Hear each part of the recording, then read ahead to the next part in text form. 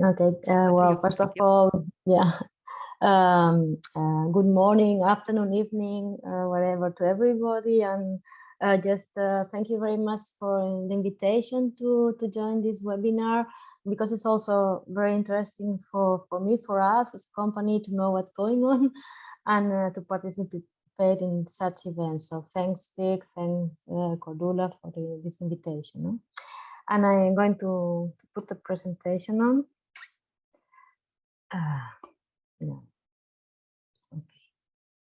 Okay. You can see it? It's fine? Yes, we can see it. Please. Okay, thank you. So I go on. So, well, as already told, here was TIRME is a private company which has a concession for the management of the municipal waste and similar waste which is produced in all the Mallorca island, which includes, of course, the waste generated by the citizens and also by the tourists. So very short insight. Here you have some general data about the island, and to see about this, our density of population, of course, is very big. It's really much bigger than what we can find in Spain as overall.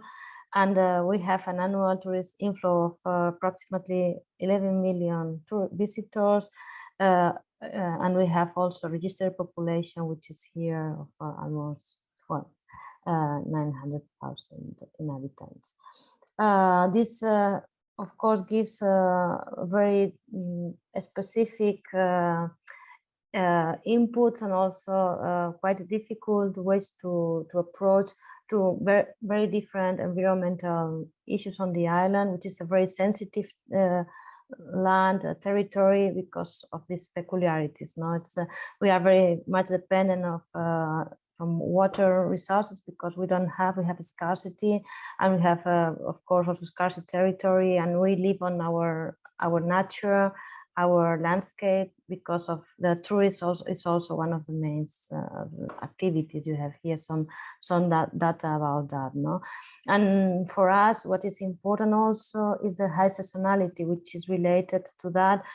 We have to couple with that with the different services we have to provide: water, the airport, the roads, the hospitals, but also this has, of course, very big impact on the waste management schemes. Here you have a little bit the evolution of the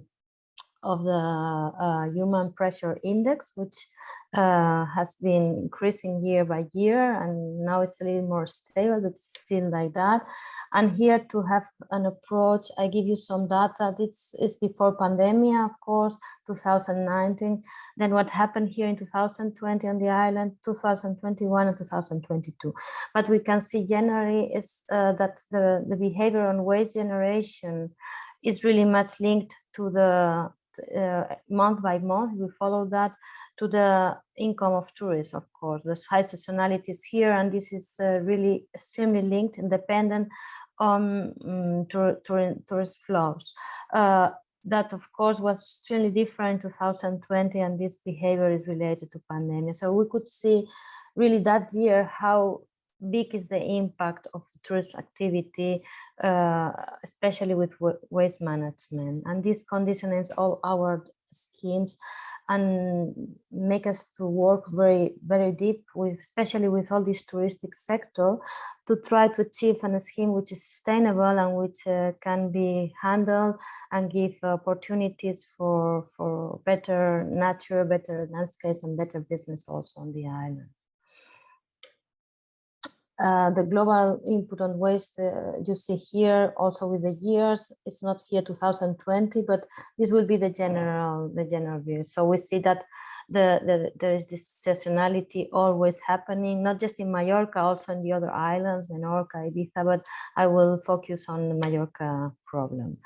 Here is a little bit a summary of what we do, but I will not go so much further. We have to manage all different kind of facilities all around the island in order to couple with, to handle all the waste in the better way you can, and going up in the hierarchy of waste management, trying to recycle as much as possible, to see the waste as a product, to try to get the best out of it, to recycle it, to recover energy also from waste, and as the last option to landfill it. So we closed the landfill, municipal landfill on the island. That was a big issue here, and so we are proud to say we could go through zero landfilling from the waste generated, which gives us a quite a good position at what is happening even at a national level in Spain. So that I think it was a must, it was a need because of the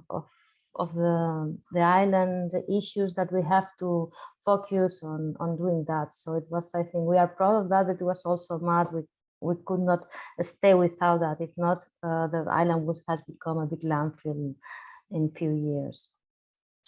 We are focused, as I said, in zero waste, and then of course the circular economy is now the core of our strategy, because it has so much sense. But for doing that, because of this big impact of the tourists, we need to go hand by hand with all these different stakeholders, and especially to take into account which are the problems of the touristic, and also to focus on a special action with them. And why that? Because we think it's very important that in order to put in conscience of the population, we have to do a big effort. But usually if you focus in this sector, which have a big impact, then you get much better results with less effort. So being capable of going into joint projects, to go to work hand by hand with them, to give solutions that, of course, helps us to put the waste hierarchy higher and higher, and to go to this zero landfilling and to this circular economy going on in a better way. Here I give you some numbers. It's how it was progressing the greenhouse gas emissions from the island just by changing the way we were doing it, changing our facilities from landfilling to all this mix, this combination of facilities to work for recycling and waste to energy recovery and so on, and how we have finally got nowadays, compared to 1995, which is the reference year to calculate these reductions of greenhouse gases in our sector in Mallorca, to a reduction of more than 60%. So this really has a big impact that you can show in numbers when you put them, just calculate them with the tons which have been treated and with the emissions and so on. So this is just a general number that can be also show and gives a good idea, I think, as an approximation to the problem.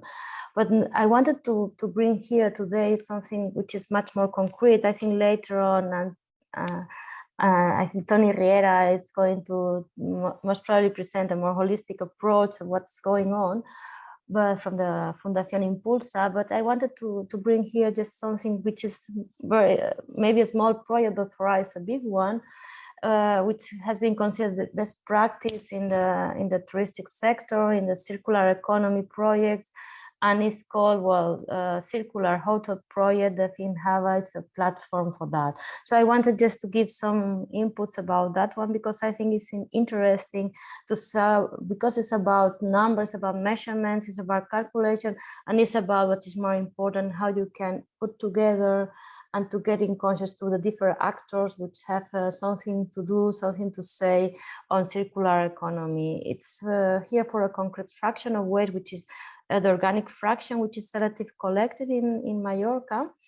But it can be scalable. It was a pilot project, but now it's going to become a commercial one, and can be also scalable to other kind of waste flows and other kind of circumstances. So I think it's a good example just to go through quickly through that. I don't want to take so much time, but just to say that this has been included in the guide for circular economy in the touristic sector from the Ministry of Industry, Commerce and Tourism, from Segitur, which depends on this ministry, as a platform that can promote circular economy and links TIRME as the company which is in charge of waste management, together with the farmers and together with the touristics, the hotels, to really show how flow of waste is really circular, and you can measure that, you can give numbers, and you can of course then improve just based on these numbers. The platform which was created is a technological platform which connects the hotels with the farmers, the distributors, and ourselves in a circular loop. So to summarize, there is the food which is consumed in a hotel, for instance, by the guests of the hotels, and this which is not consumed, of course, becomes a waste. And the organic fractions is selective collected in this hotel. We were participating in the project. It's not just collected, but it's properly controlled. So they have put measuring system for weighing automatically, so in the containers, so we can really know exactly which amount of organic fraction of waste is produced. And this is, comes to our facilities for composting in the composting plants of organic fraction. And with this, we produce a compost, which is also measured, which amount of compost is produced out of this amount of organic fraction of waste. And then this compost is provided to the farmers, to the local farmers, for local production of agri-food products, which have this also certification of local products, which go again into the chain.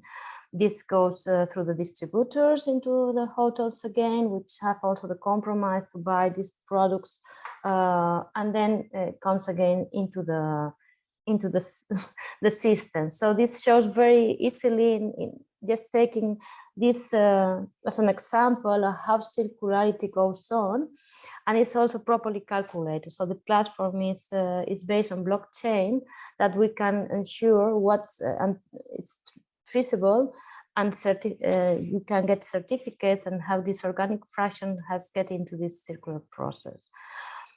So these are the benefits we found in this platform, which was first on a pilot scale, but now it's a scale. Now we are working to put in a commercial way that this can be used, not just for the organic fraction, as I told you before, but also for other fractions of waste with the hotels, but also with other sectors and the agriculture sector and so on. What we see as added value, of course, is that you can certify the circular and the use of local products. Is also adjusted to new regulatory requirements to really show really with numbers which is your circularity, to measure that. And it also goes for what to measure other parameters, which I will show you also. Is not just that, but also the CO2 emissions avoided, or the renewable energy which is produced out of this material, and so on. So this gives a better insight about all these sustainability parameters regarding this fraction. Also, this makes these efforts more visible for the hotels, for what they are doing. There is, of course, a big issue, big effort, but then can be really shown with numbers and in a very transparent and very favorable manner. And then, of course, this gives more added value to what they are doing. No, they can also then, with that, also show they have this engagement with the sustainability and this best practices. So this also gives more value to the product they sell. Also, of course, what's important is the awareness, no, to create a culture, to put all together, to work in a subject, and it's a way also to create conscious and where we have to work through for this selective collection, to put these efforts, then they have some results, no, which can be really shown as a practice case. Here is an example, no, from these tons of bio-waste which were collected, how much tons of compost are produced, how much products are produced, also for agri products are produced by the farmers, how much renewable energy is obtained, and how much CO2 emissions, tons of CO2 emissions are saved. And this all can be shown through the platform. And this was also what I think is very important, the cooperation from different hotels, from different chain of hotels, from different agriculture sector also, which were involved, from the farmers and also from distributors, which were also contributing to that. They have also all to put the numbers on the platform, so they have to cooperate on that, and then they get these results.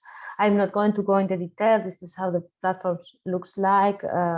Of course, then the technology part is behind all of that. And now it's finally developed, thanks also to the cooperation of all the co-workers there. And that's are the calculations which show the platform. Now you can get through that. That for me was what I wanted to show today as a case, as a practice, which I think it can be interesting to look how to measure and how to also verify and give transparency to the process. And even more important, so that the concept of circular economy is not so easy to understand. And with these cases, you can really see that, no? It's really much more explicit or explicitly said. So I think this is also a way to convince more the people and to give transparency. So this was from my side all I wanted to show. Hope it was interesting.